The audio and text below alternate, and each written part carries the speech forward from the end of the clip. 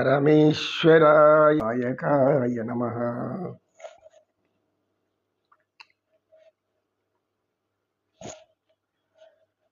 ఉయ్యాల బాలను చెదరు కడు నొయ్య నొయ్య నొయ్యనుచు ఉయ్యాల ఉయ్యాల బాలను చెదరు కడు నొయ్య నొయ్య నొయ్యనుచు ఉయ్యాల జోలాలి లాలి లాలి లాలి జో లాలి లాలి లాలి జోయనుచు ఉయ్యాల బాలను చెదరు కడు నొయ్య నొయ్య నొయ్యనుచు ఉయ్యాల బాల యవ్వనలు పసిడి ఉయ్యాల బాలుని చెంత పాడేరు. బాల యవ్వనలు పసిడి ఉయ్యాల బాలుని చెంత పాడేరు. లాలి లాలి లాలి అనుచు లాలి లాలి లాలి లాలి లాలి. అటువంటి వాళ్ళలో ఏముంటుంది అంటే నిత్యము నిరాశ, నిస్పృహ, వ్యతిరేకమైనటువంటి కోణంలో మాటల్ని తీసుకోవడం. ఎవరైనా మంచి చెప్పినా దాన్ని వ్యతిరేక కోణంలో తీసుకుంటున్నారు అంటే దాని అర్థమేమి? నీ మానసిక పరిస్థితి బాగలేదు. ఒక గ్రామంలో ఒక యువకుడు ఉండేవాడు.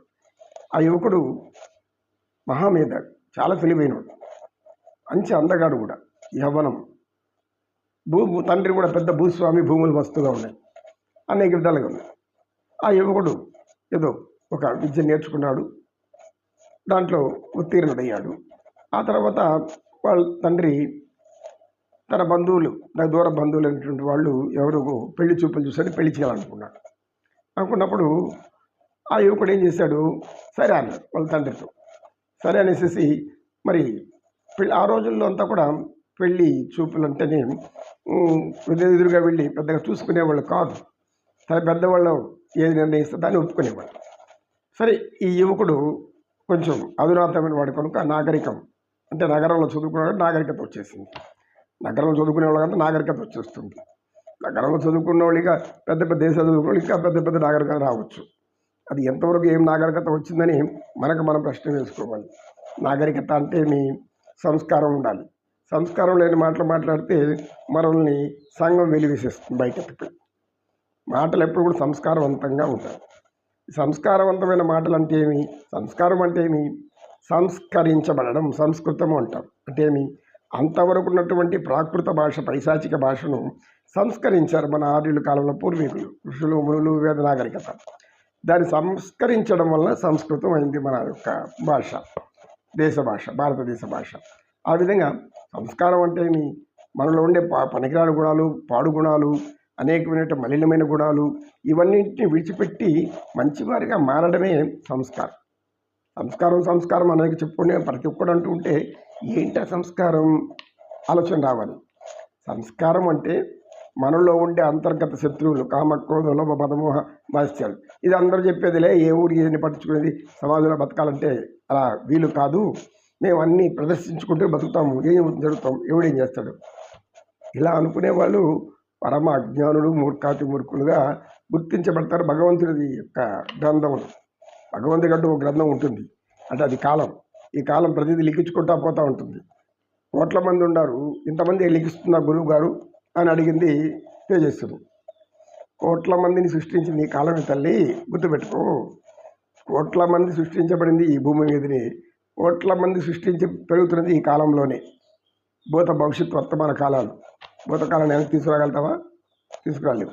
మరి భగవద్గీత కాలం అంటే అది.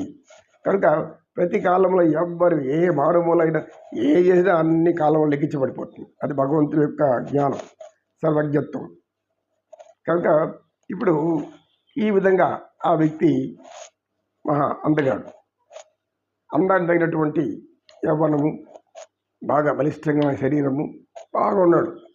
కనుబొమ్మలు, నూగు మీసాలు, ఆ యవ్వనపులో ఎలా ఉండాలో అలా ఉన్నాడు. దానికి తగినట్టు భూస్వామి కదా, మంచి మంచి అలంకరణలు, చేతికి ఒక బ్రాస్లెట్, మెడలో దండలు అవి బాగున్నాయి, అలంకారానికి ఆనందంగా ఉంటాడు. ఇప్పుడు పెళ్లి చూపులకు పోయాడు. పెళ్లి చూపులకు పోతే నేను కూడా వస్తానన్నాడు. ఎందుకంటే నాగరికుడు కదా, అధునాధుడు నాగరికత. సరే పోయినాడు. పోయి కూర్చొని అమ్మాయిని చూపించారు. దూర బంధువులు చెప్తున్నాం కదా, ఆ అమ్మాయి కూడా ఏం తక్కువ లేదు, మహాసౌందర్యవతి, సౌందర్య రాశి అని చెప్పాలి. అంటే మీ ముక్కు ముఖము చక్కగా అన్ని అమరి ఉంది. ఒక మంచి కుటుంబ స్త్రీగా, ఒక గృహిణికి ఉండవలసినటువంటి ఉన్న లక్షణాలన్నీ కూడా సలక్షణంగా ఉన్నాయి అమ్మాయికి. ఆ అమ్మాయి సిగ్గుతో కూడా తల ఉంచుకొని సిగ్గుపడుతూ ఉంది. సిగ్గుపడుతూ ఉండడంతో ఈ అబ్బాయి ఆ అమ్మాయిని చూశాడు. అమ్మ నువ్వు చూడమ్మా అని చెప్పి అన్నారు వాళ్ళ ఇంట్లో పెద్దవాళ్ళు. చూడమ్మా అబ్బాయి మళ్ళీ నాకు నచ్చలేదు, ఏముందో ఎక్కడ మాకు తెలియకుండా పెళ్లి చేసినావు, ఏమన్నా వస్తే మళ్ళీ మా మీద పడతామని తల్లిదండ్రులు ఇవన్నీ హెచ్చరిస్తారు ముందే.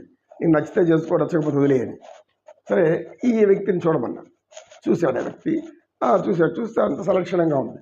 చీర బాగా నాగరికతలో మంచి దుస్తులు, వాళ్ళు కూడా అన్నీ ఉన్నాయి కాబట్టి ఆభరణాలు ఏమి తగ్గకుండా అన్నీ అలంకరించారు.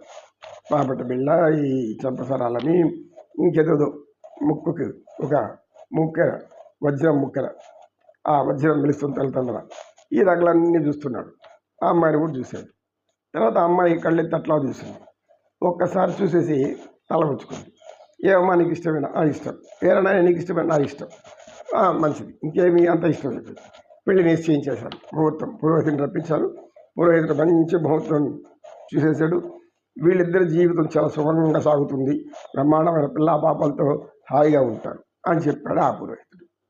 సరే అంత అయిపోయింది. పెళ్లి పత్రికలు వేసేశారు.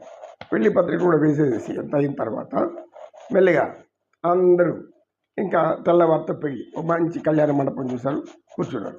తెల్లవారితో పెళ్ళి విడిదిలో పెళ్లి కుమార్తె గది వాళ్ళలో వాళ్ళు అలంకరించుకుంటారు. స్నేహితురాలు ఆమె, ఇతని బంధువులు స్నేహితులంతా ఇతను కూడా ఒక గదిలో కూర్చున్నాడు. స్నేహితులు మాట్లాడుతూ చేతులు విసురుకుంటుంటారు.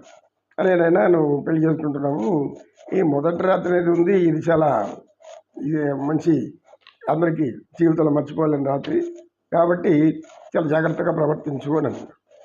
మీకు అప్పుడు ఏమైంది? జాగ్రత్తగా ప్రవర్తించే అర్థం ఏమి? మీకు ఏదో కొన్ని గుర్తొచ్చాయి.